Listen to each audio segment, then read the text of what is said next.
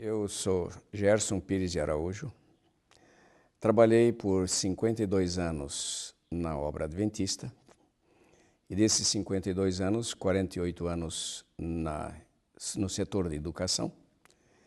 E depois, ao chegar o período de aposentadoria e não estar disposto a ficar parado, recebemos o convite de nós termos algumas atividades como voluntário na África. Durante um semestre estivemos trabalhando em Moçambique, dando aulas no seminário, e no ano seguinte me convidaram para ir para Angola. E é evidente, durante um ano inteiro a gente não iria sem a esposa. De tal maneira que, quando ela decidiu aceitar o desafio, nós fomos para Angola trabalhar e dar aulas no seminário adventista em Huambo, que é uma das maiores cidades do país, depois da capital.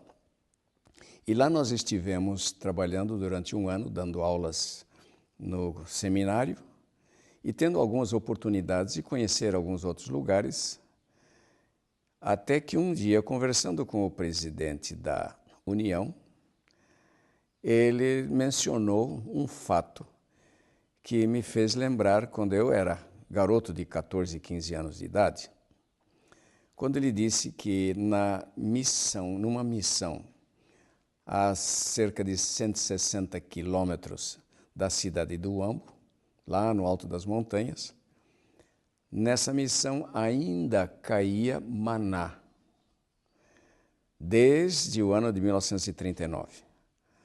E isso me fez lembrar de um fato.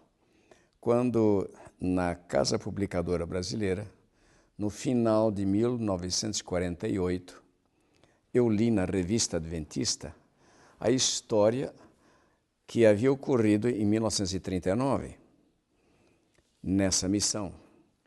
Quer dizer, foi no período do início da Segunda Guerra Mundial e os nossos irmãos nessa missão da Namba estavam passando necessidade porque houve um período longo de estiagem, de seca, não produzia mais nada e eles começaram a sentir que iam passar fome. E então a história que eu havia lido dizia que eles haviam se reunido numa reunião de oração um dia, pedindo que Deus interviesse. Deus fizesse alguma coisa para que eles não passassem necessidade e passassem fome.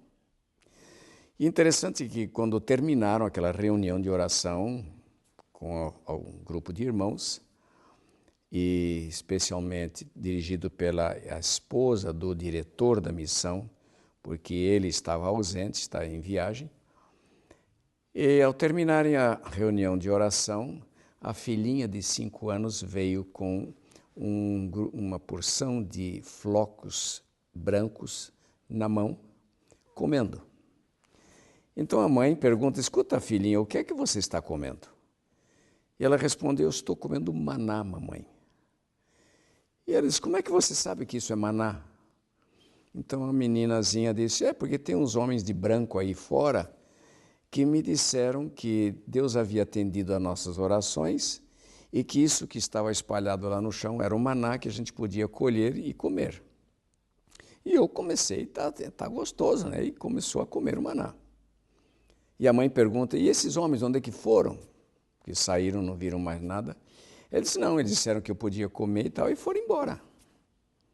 Acontece que até seguiram, viram os lugares, as marcas dos passos ainda desses homens. E começaram, então, a comer.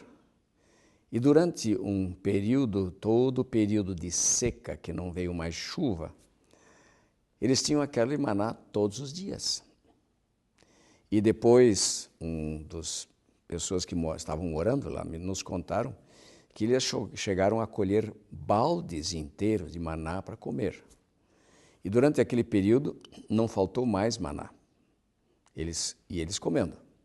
Até o período, quando veio chuva outra vez, eles voltaram a plantar, e então o maná deixou de cair naquela grande quantidade.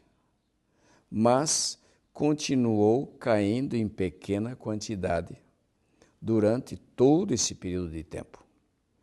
É verdade que depois nos contaram que quando houve a Guerra Civil e que o Savimbi, que era o revolucionário, ocupou a missão, tomou conta da missão, os membros da missão e os irmãos lá tiveram que fugir.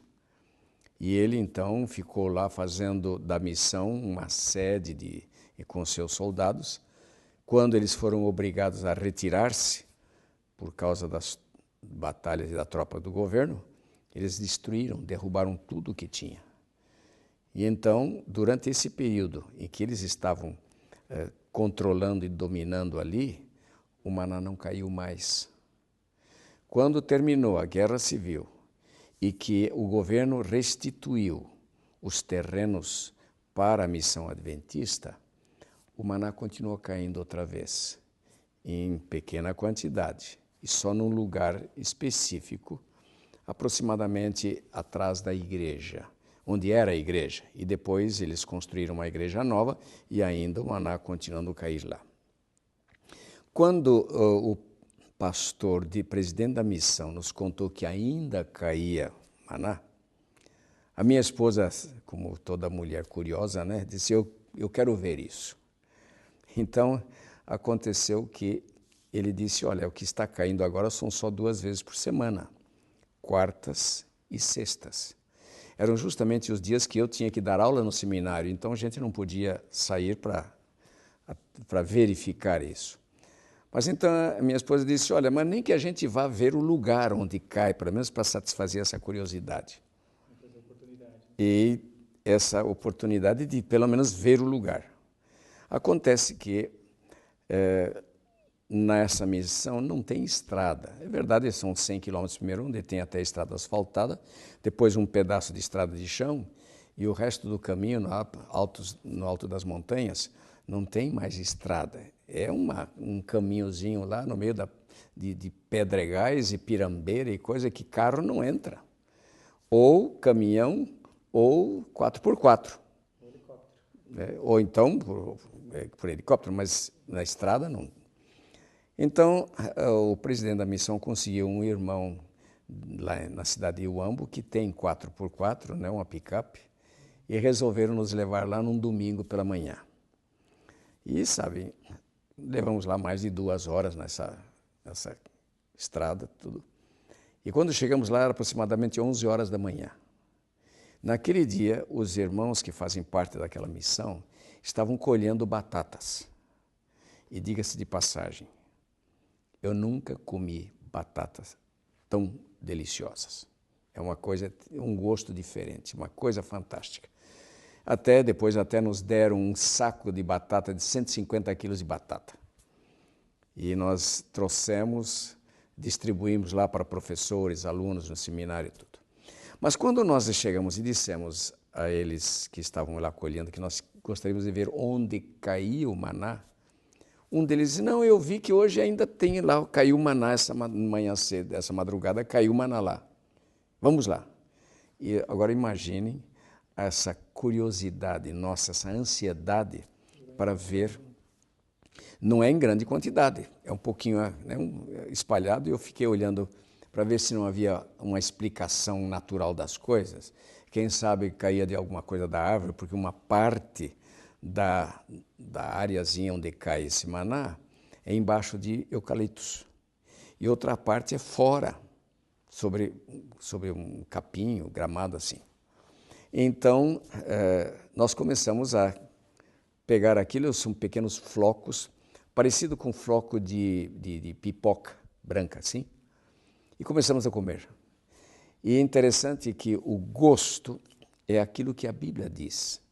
Assim como os flocos brancos que a Bíblia menciona, e que o gosto é parecido com pão de mel, exatamente, não é doce demais, não é um açucarado, mas é um doce suave, e nós começamos a comer. E sabem, a gente pensando, bom, se de fato é maná, a gente experimentar isso 3.500 anos depois do maná no deserto lá, A minha esposa chorava de emoção. Ela embargava a fala e a gente experimentando aquilo.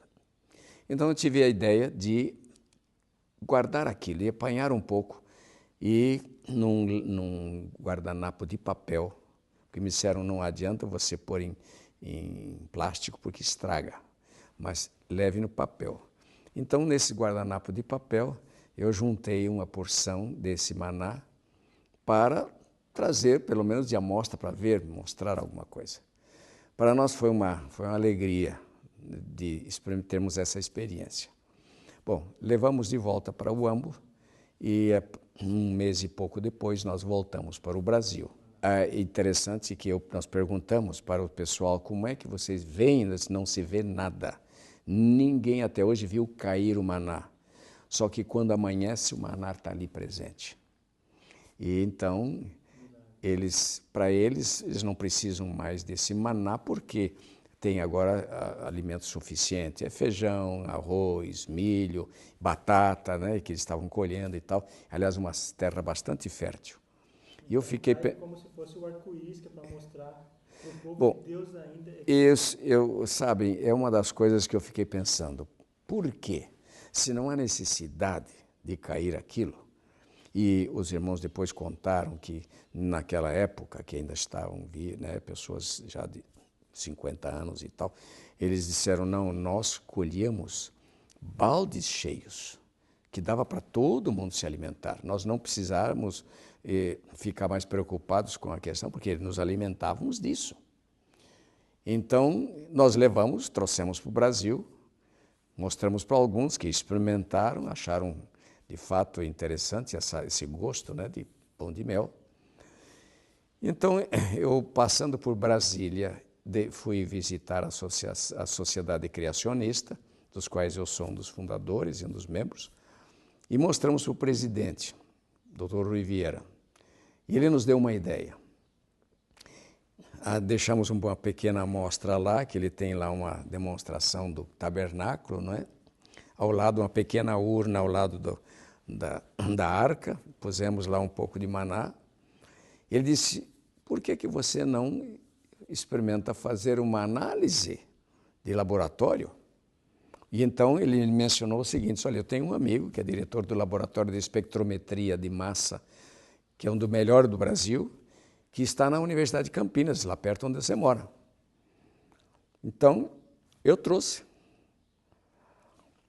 de volta. Chegando aqui, eu telefonei para o Dr. Eberlin, que é o diretor lá, e ele me atendeu por telefone, marcamos uma data e eu fui lá. Levei essa amostra do maná.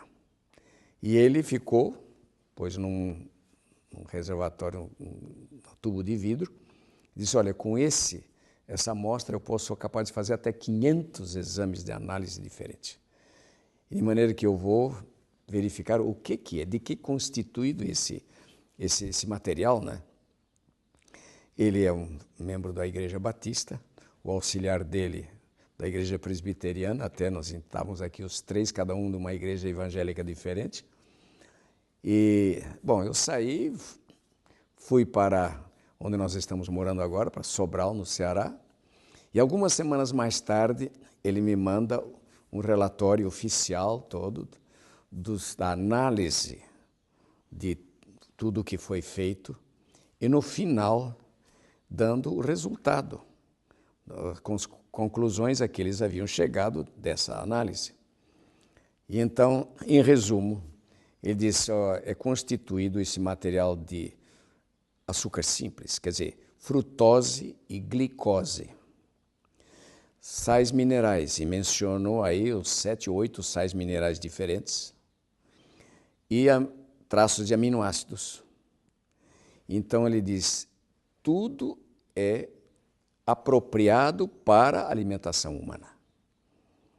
E então nós chegamos à conclusão de que pode ter sido. Ele disse, eu não sei se de fato é exatamente como o maná, mas tem tudo para ser maná, porque é apropriado para a alimentação humana. Então, essa experiência para nós foi marcante. Eu tenho até hoje fotos de nós estarmos apanhando esses flocos. Tenho fotos de flocos na minha mão e dos lugares onde nós estávamos apanhando isso. De maneira que, o que eu fiquei pensando? Não existe explicação natural para aquilo, porque é um lugar específico, certo? E não é agora em grande quantidade, porque não há necessidade disso. Então, fiquei pensando, por que será que isso cai ali? Desde a época em que caiu em grande quantidade.